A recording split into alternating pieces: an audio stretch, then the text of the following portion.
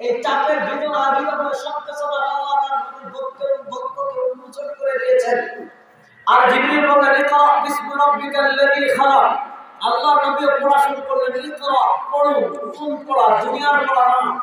আল্লাহর নবীর কাছে গায়ে হেরার নবীর সূচনা হয়েছে ইকরা, পড়া দিয়ে ইকরা বিসমি রাব্বিক, তোমার প্রভুর নামে, যে প্রভু তোমাকে সৃষ্টি করেছেন, যে প্রভু তোমাকে রিজিক দিয়েছেন, যে প্রভু তোমাকে মৃত্যু দিবেন, যে প্রভু তোমাকে মৃত্যুর পর আবার জীবিত করবেন। আল্লাহুল্লাযী খালাকাকুম সুম্মা রাযাকাকুম সুম্মা ইউমীতুকুম সুম্মা ইহয়ীকুম, যে আল্লাহ তোমাকে সৃষ্টি করেছেন, যে আল্লাহ তোমাকে রিজিক দিয়েছেন, যে আল্লাহ তোমাকে মৃত্যু দিবেন, যে আল্লাহ তোমাকে মৃত্যুর পর আবার জীবন দিবেন। আল্লাহ বলেন ইকরা বিসমিক, যে আল্লাহ তোমাকে এত কিছু দেন, ওই প্রভুর নামে পড়ুন। প্রভুকে, প্রভুর পরিচয় কি? আল্লাহ প্রভুর পরিচয় দিচ্ছেন আল্লাযী খালাক। প্রভুর পরিচয় হলো যে প্রভু আপনাকে সৃষ্টি করেছে। সুবহানাল্লাহ। এবার বলেন আমাদেরকে সৃষ্টি করেছেন কে? আল্লাহ। আমাদেরকে সৃষ্টি করেছেন কে? আল্লাহ। আল্লাহর নামে পড়া দিয়ে বহিষ্ঠ না। আল্লাহর নবীর উপর পুরো কোরআন আল্লাহ মাহফুজে লিখে রেখেছিলেন। কোরআন কালামুল্লাহ। কোরআন কার কথা? আল্লাহ। কোরআন কার কথা? আল্লাহ। দেখেন আল্লাহ কোরআনে বলেন আল্লাহ তাআলা ইনসানি হিনুন মিনাদ দাহরি লাম ইয়াকুন শাইআন মাযকুরা। হাল আতা আলাল ইনসান, মানুষের উপর কেমন একটা সময় আসে নাই, মিনাদ দাহরি এমন একটা কাল আসে নাই, এমন একটা সময় আসে নাই, লাম ইয়াকুন শাইআন মাযকুরা, মানুষ যখন উল্লেখ করার মতো কিছুই ছিল না। এমন একটা সময় ছিল যখন আসমান ছিল, আসমান ছিল না, জমিন ছিল না, চন্দ্র ছিল না, সূর্য ছিল না, আকাশ ছিল না, পাহাড় ছিল না। আল্লাহ বলেন হাল আতা আলাল ইনসানি হিনুন মিনাদ দাহরি লাম ইয়াকুন শাইআন মাযকুরা, এমন একটা সময় আসছে কিছুই ছিল না। পূর্ব নাই, পশ্চিম নাই, উত্তর নাই, দক্ষিণ নাই, উপর নাই, নিচ নাই, আসমান নাই, জমিন নাই, চন্দ্র নাই, সূর্য নাই, মানুষ নাই, ফেরেশতা নাই, জিন নাই, কেউ নাই। তখন একমাত্র ছিলেন কে? আল্লাহ। আল্লাহ। তখন একমাত্র ছিলেন কে? আল্লাহ। আল্লাহ রাব্বুল আলামিন যখন কোনো কিছু নাই, আল্লাহ কলম, আল্লাহ রাব্বুল আলামিন প্রথম সৃষ্টি করলেন কলম। এই কলম সাধারণ কলম না, এই কলম দুনিয়ার কলম না, এই কলম সাধারণ কোনো কলম না, এই কলম লৌহে মাহফুজের কলম। আল্লাহ রাব্বুল আলামিন প্রথম কলম সৃষ্টি করলেন, আর কিছু এখনো করেননি। কলম সৃষ্টি করার পর আল্লাহ বলেন কলম তুমি লেখো। কলম জিজ্ঞাসা করে মা তুই, আল্লাহ আমি তো লিখবো কিন্তু কি লিখবো আমি কিছুই জানি না। আল্লাহ বলেন তুমি কলম, হে কলম আমি পৃথিবীতে তোমার পরে এমন একটা সময় আসবে, পৃথিবীতে আমি মানুষ সৃষ্টি করব।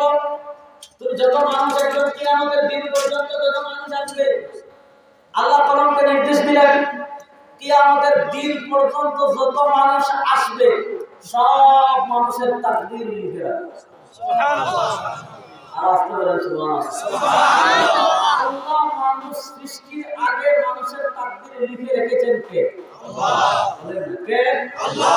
এজন্য আমরা ঈমান বিশ্বাস করি আমানতু বিল্লাহি ওয়া মালাইকাতিহি ওয়া কুতুবিহি ওয়া রাসূলিহি ওয়াল ইয়াউমিল আখির ওয়াল কদরি খাইরিহি ওয়া শাররিহি। তো আল্লাহ যেমন আযালি, শুনেন আল্লাহর একটা গুণ হলো আযালি। আযালি মানে কি? খুব মনোযোগ। আযালি মানে আল্লাহ চিরস্থায়ী। আযালি মানে কি? আল্লাহ চিরস্থায়ী। আল্লাহ বলেন কুল্লু শাইইন হালিকুন ইল্লা ওয়াজহা। আল্লাহ আযালি কেমন? আল্লাহ বলেন কুল্লু শাইইন হালিক। এই বিশাল আসমান দেখো একদিন থাকবে না, একদিন থাকবে না। ইদা সামাউ শাক্কাত, শেষ। সূর্য থাকবে না, ইদা শামসু কুবিরাত, পাহাড় থাকবে না, ওয়াতাকুনুল জিবাল কালইহলিল মানফুস ওয়া ইদাল বিহার ফুজ্জিরাত, সমুদ্র থাকবে না। আল্লাহ বলেন কুল্লু শাইইন হালিক। যত শক্তিশালী সংসার দেখেন, যত বিশাল মানুষ দেখেন, যত কিছু দেখেন না কেন, আল্লাহ বলেন শুনেন কুল্লু শাইইন হালিক, সব একদিন ধ্বংস হয়ে যাবে। আসমান জমিন আকাশ বাতাস চন্দ্র সূর্য সব ধ্বংস হয়ে যাবে, শুধু থাকবেন ফেরেশতারা। আল্লাহ বলেন সব ফেরেশতা ইন্তেকাল করে, সবাই ইন্তেকাল। চারজন ফেরেশতা থাকবে, আসরাইল, মিকাইল, ইসরাফিল, তারপর জিবরিল, সব ফেরেশতা ইন্তেকাল করবেন। তারপর শুধুমাত্র থাকবেন হযরত আজরাইল। আজরাইল আল্লাহ বলবেন এখন কে আছে? আজরাইল বলবেন আল্লাহ আমি ছাড়া, আপনি ছাড়া কেউ নাই। আল্লাহ তখন বলবেন তুমিও মরো, আজরাইল মারা যাবে, কে থাকবে না? সব সৃষ্টির সূচনার আগে যখন কেউ ছিল না, একমাত্র ছিলেন আল্লাহ। একদিন এমন হবে আল্লাহ আবার সব ধ্বংস করে দিবেন, কুল্লু শাইইন হালিক, সব আল্লাহ ধ্বংস করে দিবেন, একমাত্র থাকবেন কে? আল্লাহ। একমাত্র থাকবেন কে? আল্লাহ। এই আল্লাহ থাকার পর সব তোমার ধ্বংস করবে, তখন আল্লাহ আবার মানুষদের সৃষ্টি করবে। যে আল্লাহ সবকিছু, যখন কোনো কিছু ছিল না তখন আল্লাহ, যে আল্লাহ আমাদেরকে সৃষ্টি করতে পেরেছেন, সব ধ্বংস হওয়ার পর সেই আল্লাহ আমাদেরকে আবার সৃষ্টি করতে পারবেন কি পারবেন না? পারবেন। আর আসতে বলুন পারবেন কি পারবেন না? দেখেন একটা ঘটনা বলে কোরআন শরীফে আসছে। হযরত ইব্রাহিম আলাইহিস সালাতু ওয়াস সালাম তার উপাধি ছিল খলিলুল্লাহ, আল্লাহর বন্ধু। ইব্রাহিম একদিন আল্লাহকে বললেন রব্বি আরিনি কাইফা তুহয়িল মাউতা। আল্লাহ একজন মানুষ 1000 বছর আগে মারা গেছে, একজন মানুষ 2000 বছর আগে মারা গেছে, একজন মানুষ 3000 বছর আগে মারা গেছে। মাংস পচতে পচতে পচতে পচতে মরতে মরতে মরতে মরতে মাটিতে থাকতে থাকতে থাকতে থাকতে দেখা যায় হাড্ডিও মাটি খেয়ে ফেলতে কিছু নাই, শুধু মেরুদণ্ডের একটা হাড় পাওয়া যায়। দেখেন একজন মানুষ যদি 1000 বছর কবরে থাকে, নূহ আলাইহিস সালামের যুগে যারা মারা গেছে তাদেরকেও কবরে দাফন করা হয়েছে কেন?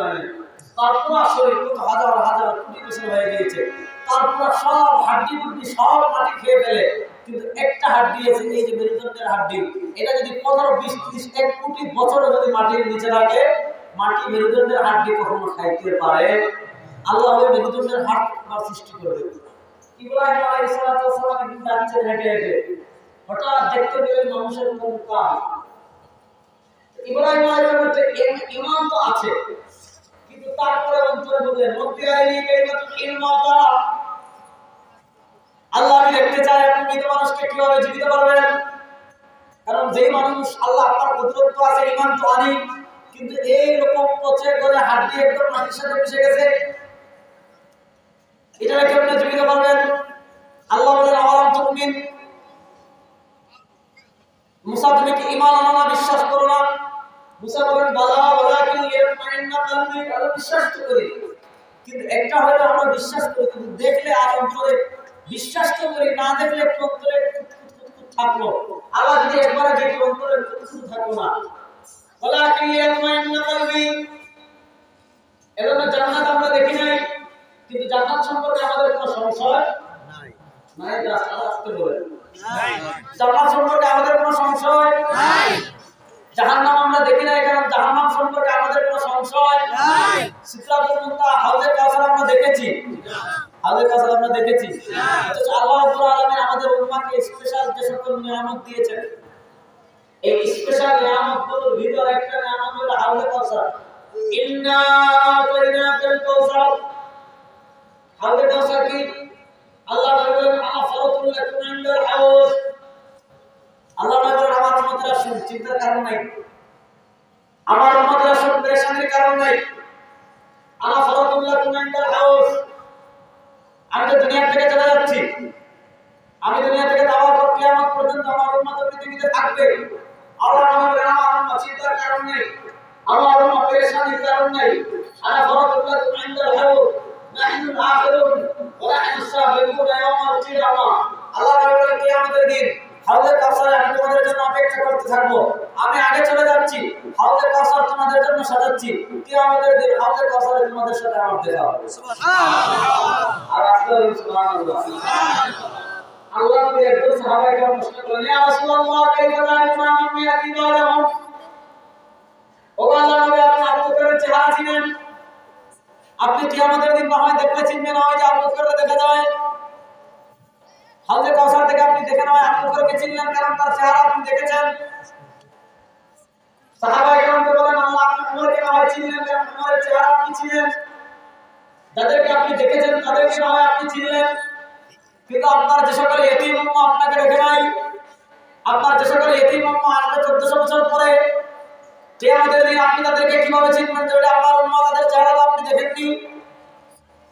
আল্লাহ নবী সাল্লাল্লাহু আলাইহি ওয়াসাল্লাম প্রশ্ন করে উত্তর দেন, আল্লাহ নবী সাল্লাল্লাহু আলাইহি ওয়াসাল্লাম বলেন, আওয়াইদা লাউ আন্না রাজুলান লাহু ফারাসুন দুহমুন আওয়াইদা লাউ আন্না রাজুলান লাহু ফারাসুন দুহমুন মুআজ্জালুন। মনে করেন একবার এলাকায় মসজিদের 100টা ঘোড়া আছে। ঘোড়া ছিলেন নি? জি। কথা বলেন, ঘোড়া ছিলেন নি? জি। মনে করেন মসজিদ এলাকায় 100টা ঘোড়া আছে। 100টা ঘোড়া আপনি এক জায়গায় একত্রিত করেছেন, বুঝলেন? 100টা ঘোড়া আপনি এক জায়গায় কি করেছেন? একত্রিত করেছেন। 100টা ঘোড়া একত্রিত করার পর আপনার একটা ঘোড়া আছে, বাংলাতে যেটাকে বলে চাঁদকোপালি, আরবিতে বলে মুআজ্জাল। পুরো সব 100টা ঘোড়া পুরো লাল, অথবা 100টা ঘোড়া পুরো কালো, আর 100টা ঘোড়ার ভিতরে একটা ঘোড়া আছে চাঁদকোপালি, মানে তার কপালও সাদা, পাও সাদা, অথবা তার কপালও লাল।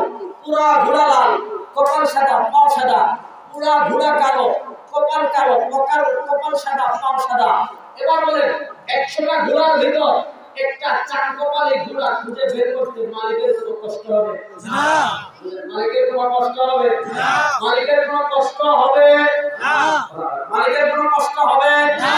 আল্লাহ বলেন, আমার উম্মতেরা শুনো, ইন্না উম্মতি ইয়াউমুনা ইয়াউমাল কিয়ামাতি ওয়াল মুহাজ্জালিনা মিন আথারিল ওযু। কিয়ামতের দিন হাজার হাজার মানুষ উঠবে, কিয়ামতের দিন হাজার হাজার নবীর উম্মত উঠবে। আমার হাবিব বলেন, আমি তোমাদেরকে চিনব কেমন করে জানো? আমার উম্মত যারা আমার পরে পৃথিবীতে আসছে আমি তাদেরকে চিনব কেমন করে জানো?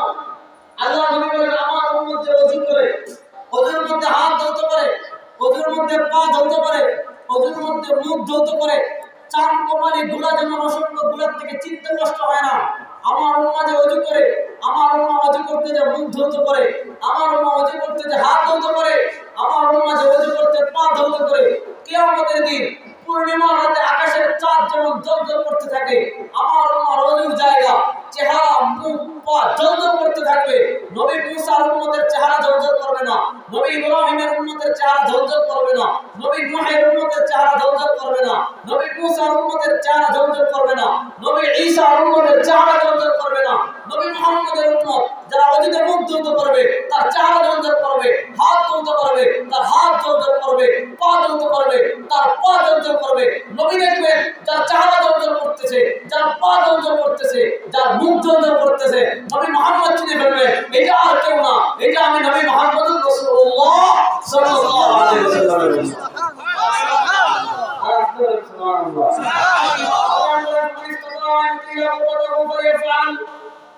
আল্লাহ বলেন, তোমার চেহারা যদি মনে করো তোমার উজ্জ্বলতা কিয়ামতের দিন বৃদ্ধি পাবে, যত তাড়াহুড়া করা ওযু করবে কিয়ামতের দিন চমকাবে কম। এখন শীতকাল আসছে, দেখা যায় আমরা এমন ভাবে ওযু করি, অনেকে আছে শীতকালে পায়ের চামড়া মোটা বা চামড়া ফেটে যায়, হাতের চামড়া মোটা ফেটে যায়। অনেক সময় আছে আপনার চামড়া যদি ওযু যে জায়গায় ধুতে পারা ফরজ, এই জায়গায় চামড়া ফাটলে ভিতরে পানি পৌঁছানো ফরজ।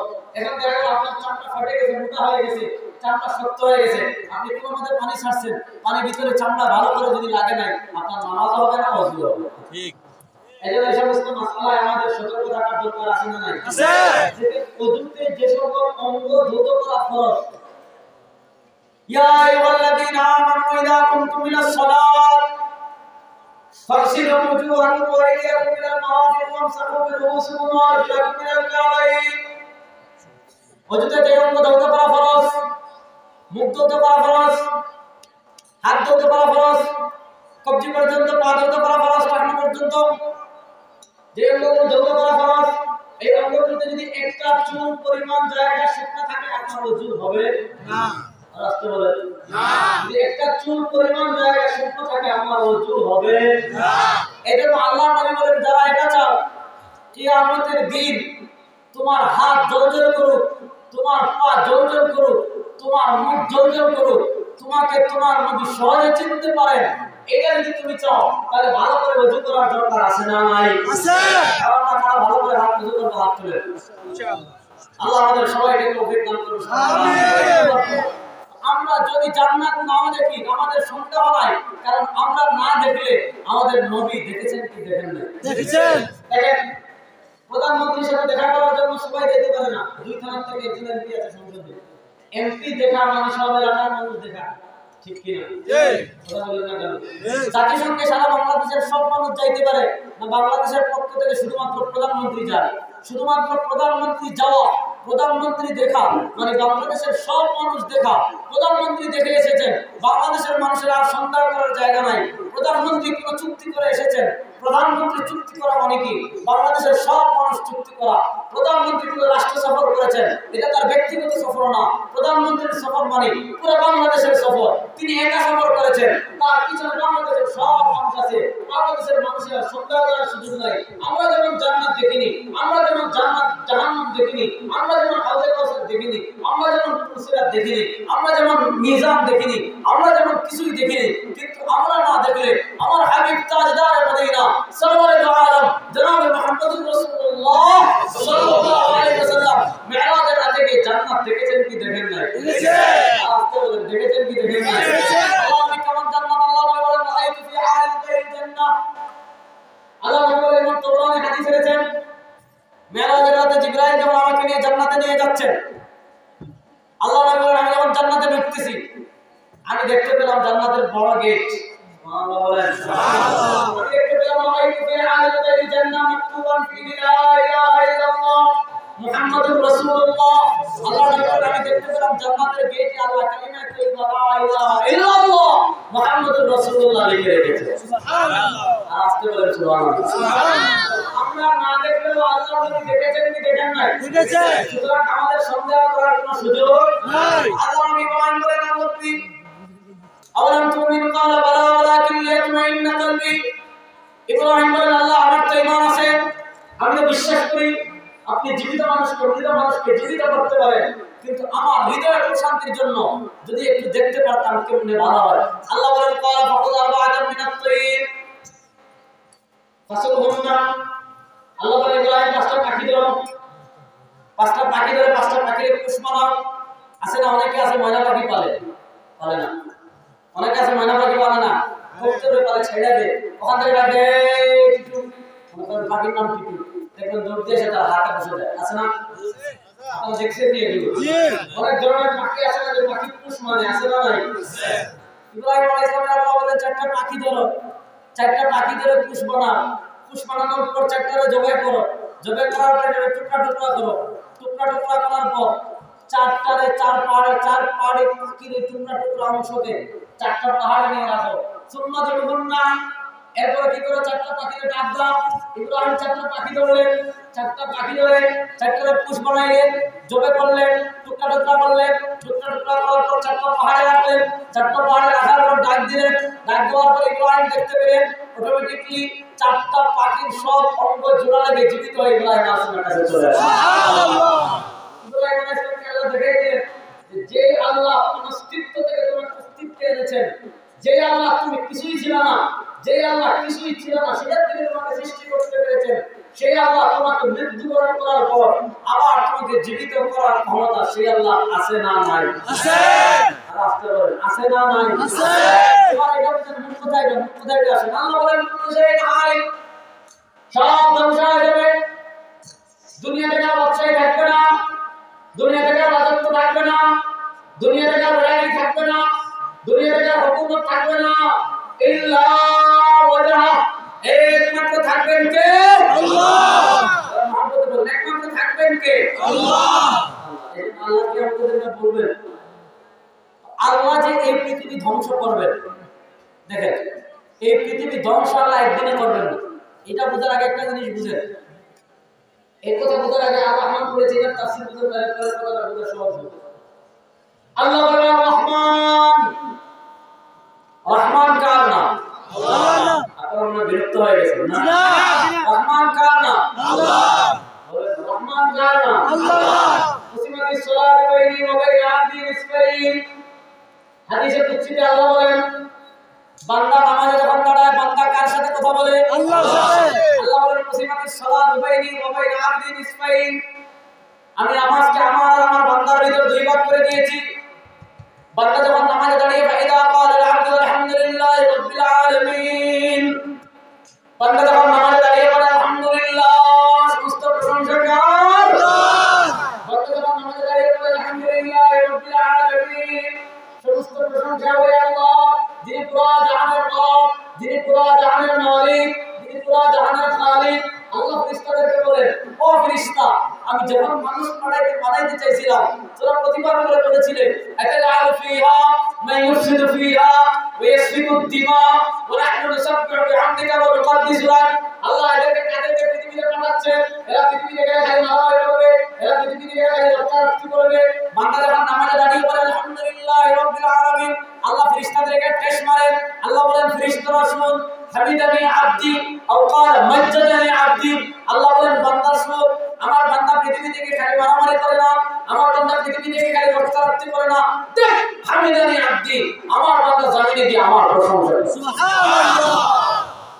ওয়াইদা ক্বাল আব্দুর রহমানুর রহিম, বান্দা যখন নামাজে বলে আর রহমান, আমার রব বড় দয়ালু, আর রহিম, আমার বান্দা বড় রহমান, আল্লাহ বড় রহিম। আল্লাহ বলেন, ও বান্দা, মানে রহমান মানে রহিম, তুই তো রহমানের প্রশংসা করলি, তুই তো রহিমের প্রশংসা করলি। আচ্ছা, রহমান কেটায় রে, রহিম কেটায় রে? রহমানের পরিচয় আমাকে দাও, রহিমের পরিচয় আমাকে দাও। আল্লাহ যখন জিজ্ঞেস করেন রহমানের পরিচয় দাও, রহিমের পরিচয় দাও, বান্দা বলে আল্লাহ রহমান আর রহিমের পরিচয় জানতে চান। চিনেন রহমান আর রহিমকে? মালিক ইয়াউমিদ্দিন, যিনি কিয়ামতের দিনের মালিক, তিনি রহমান, তিনি রহিম, তিনি আমার মালিক আল্লাহ। এবার রহমানকে আল্লাহ, আওয়াজ করে বলুন আল্লাহ। মুহাম্মদ বলেন রহমানকে আল্লাহ। আল্লাহ বলেন রহমান, রহমানের কসম, দয়াময়ের কসম। আল্লাহ রহমানের কসম করে বলেন, আল্লাহ তার ইসম, আল্লাহ তার সিফাতের কসম করে বলেন, আল্লাহ তার গুণবাচক নামের কসম করে বলেন।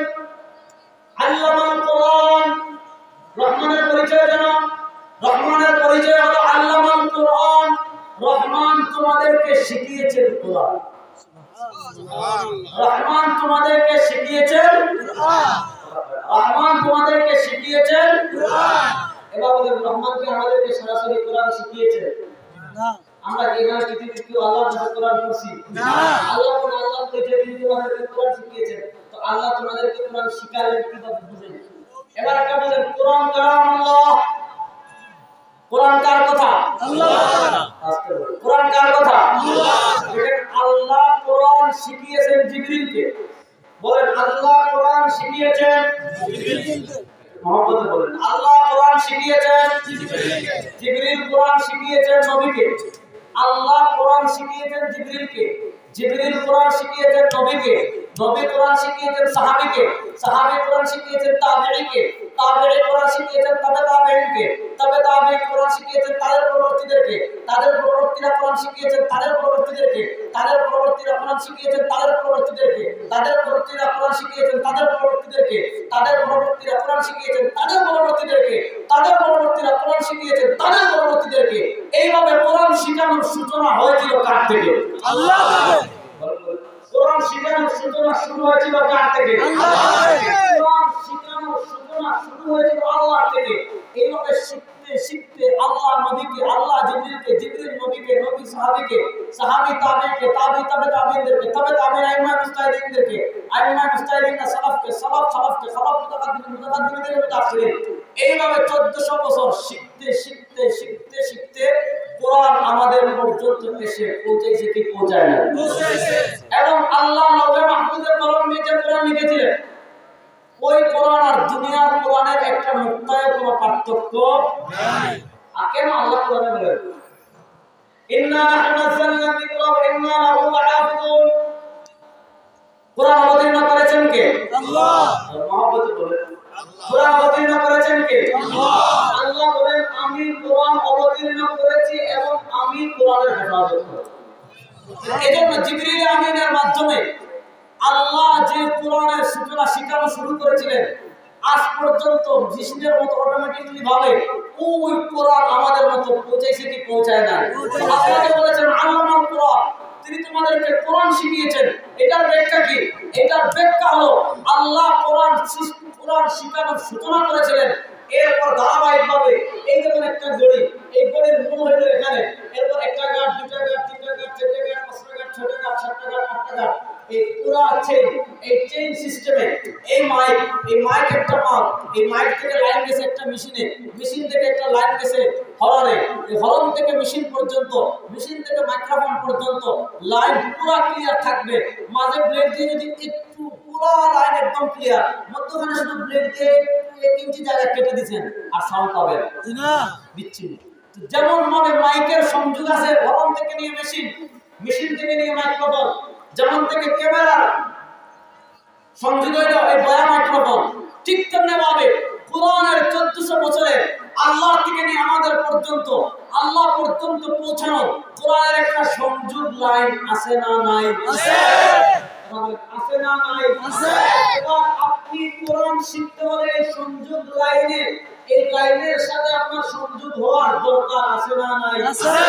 যদি আপনি কোরআন শিখতে চান, নবী সাহাবীকে, সাহাবী তাবেঈকে, তাবেঈকে, আইম্মা মুস্তাহিদিনদেরকে, আইম্মা মুস্তাহিদিন সালাফকে, সালাফ থেকে মুতাকাদ্দিমিন থেকে মুতাআখিরিন থেকে তাদের পরবর্তী, এইভাবে 1400 বছরের যে লাইন আছে, 1400 বছরের যে ধারা আছে, 1400 বছরের যে চেইন আছে, আল্লাহ নবীর মাধ্যমে, সাহাবীর মাধ্যমে, তাবেঈর মাধ্যমে, তাবেঈর মাধ্যমে আলেমদের 1400 বছরের যে সোনার যে চেইন আছে, স্বর্ণের যে চেইন আল্লাহ আলেমদের চেইন দিয়ে আল্লাহ তৈরি করেছেন। 1400 বছরে আল্লাহ আলেমদের যে চেইনের মাধ্যমে কোরআনের হেফাজত করেছেন, আলেমদের যে চেইনের মাধ্যমে আল্লাহ কোরআনকে আমাদের পর্যন্ত পৌঁছেছেন। আপনি যদি কোরআনের প্রকৃত ধারক বাহক হতে চান, আপনি যদি প্রকৃত হামিলে কোরআন হতে চান, আপনি যদি কোরআনের প্রকৃত অনুসারী হতে চান, আপনি 1400 বছরের চেইন থেকে কোরআন শিখতে হবে। 1400 বছরের যে চেইনের মাধ্যমে আমাদের পর্যন্ত কোরআন এসেছে, সেই আলেমদের থেকে আপনি কোরআন শিখতে হবে। আলেমদের থেকে না শিখে আপনি যদি নিজে নিজে কোরআন বুঝতে চান, আল্লাহ বলেন দল, নবী বলেন দল ওয়া দল, এরাও পথভ্রষ্ট হবে, মানুষদেরকেও পথভ্রষ্ট। এখানে একটা ভয়ঙ্কর ফিতনা আসছে এখন বলে, এটা বলে আপনার কাউকে কাছে যাওয়ার দরকার নেই, আমরা নিজে নিজে কোরআন শিখব। নিজে নিজে কোরআন শেখা সম্ভব না। আল্লাহ নবীকে পাঠিয়েছেন কোরআন শেখানোর জন্য। লাকাদ মান্নাল্লাহু আলাল মুমিনিন, আল্লাহ কোরআনে বলেন তিনি মুমিনদের উপর দয়া করেছেন। লাকাদ মান্নাল্লাহু আলাল মুমিনিন, আল্লাহ মুমিনদের উপর দয়া করেছেন। কি দয়া? ইদ বা'আথা ফীহিম রাসূলাম মিন আনফুসিহিম, আল্লাহ তাদের মধ্য থেকে একজন নবী পাঠিয়েছেন। তার কাজ কি? ইয়াতলু আলাইহিম আয়াতি, এক নম্বর কাজ কোরআন তেলাওয়াত করে শোনাবেন। 2 নম্বর কাজ ওই যাকিরিন, তাদের হৃদয় পরিশুদ্ধ করবেন। 3 নম্বর কাজ ওই আল্লিমুল কিতাব ওয়াল হিকমা, তাদেরকে কোরআন এবং ওই আল্লিমুল কিতাব ওয়াল হিকমা, তাদেরকে কোরআনের তাফসীর শিখাবেন। তাহলে নবীর একটা দায়িত্ব ছিল কোরআন তিলাওয়াত করা, আর আরেকটা দায়িত্ব ছিল কোরআন বুঝানো। দেখেন, কোরআন তিলাওয়াত এটা একটা স্বতন্ত্র ইবাদত, কোরআন বুঝা এটা আরেকটা স্বতন্ত্র ইবাদত। কোরআন বুঝতে তিলাওয়াত করলেও সওয়াব, না বুঝে তিলাওয়াত করলেও সওয়াব। রাস্তা করো, কোরআন বুঝে তিলাওয়াত করলেও সওয়াব, না বুঝে তিলাওয়াত করলেও সওয়াব। তিলাওয়াত এটা একটা স্বতন্ত্র ইবাদত। এজন্য হযরত ইব্রাহিম আর ইসমাঈল যখন কাবা নির্মাণ করেছেন, কি দোয়া করেছেন? রব্বানা ওয়া'আথ ফীহিম রাসূলাম মিনহুম ইয়াতলু আলাইহিম আয়াতিক, আল্লাহ একজন নবী পাঠান যার কাজ কি? 1 নম্বর কাজ মক্কাবাসীদেরকে তিনি কোরআন তিলাওয়াত করে শোনাবেন। বুঝা গেল কোরআন তিলাওয়াত এটা একটা স্বতন্ত্র ইবাদত। কোরআন তিলাওয়াত বুঝে পড়লেও নাকি, না বুঝে পড়লেও নাকি। আল্লাহ বলেন হুয়াল্লাযী আনজালাল কিতাব হুন্না উম্মুল কিতাব ওয়া উখারু মুতাশাবিহাত ফাআম্মাল লাযীনা ফী কুলুবিহিম যায়গুন ফায়াত্তাবি'উনা মা তাশাবাহা মিনহু ইবতিগাআল ফিতনা ওয়া ইবতিগাআ তা'ওয়ীলিহি ওয়া মা ইয়া'লামু তা'ওয়ীলাহু ইল্লাল্লাহ। আল্লাহ বলেন কোরআনের কিছু আয়াত এমন আছে, হুয়াল্লাযী আনজালাল কিতাব, কোরআন অবতীর্ণ করেছেন কে? আল্লাহ। আর আস্তে বলেন আল্লাহ। কোরআন অবতীর্ণ করেছেন কে? আল্লাহ। আল্লাহ বলেন হুয়াল্লাযী আনজালাল কিতাব, যে আল্লাহ কোরআন অবতীর্ণ করেছেন। হুন্না উম্মুল কিতাব, কোরআনের কিছু আয়াত আছে যেগুলোর অর্থ সবাই জানে। আর কিছু আয়াত এমন আছে আল্লাহ বলেন ওয়াকান মুতাশাবিহা, কিছু আয়াত আছে মুতাশাবিহ। আল্লাহ মুতাশাবিহ ব্যাপারে আল্লাহ নিজে বলেন মুতাশাবিহ আয়াত কোনগুলো? আল্লাহ বলেন ওয়া ইয়ালামু তা'ওয়িলাহু ইল্লাল্লাহ, ওই আয়াতগুলোর ব্যাখ্যা আল্লাহ ছাড়া আর কেউ জানে না।